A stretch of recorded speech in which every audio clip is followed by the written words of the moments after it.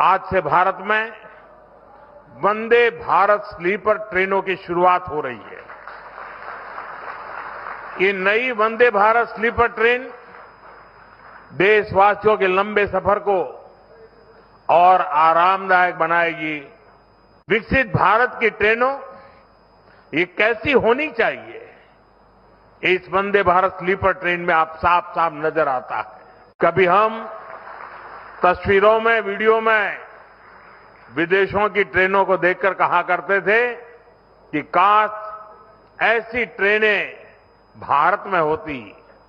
आज हम उसी सपने को हकीकत में बदलते हुए देख रहे हैं और मैं देख रहा हूं पिछले दिनों विदेशी लोग भारत की मेट्रो की, भारत की ट्रेनों के वीडियो बनाकर दुनिया को बताते हैं कि भारत में रेलवे में किस प्रकार से क्रांति आ रही है।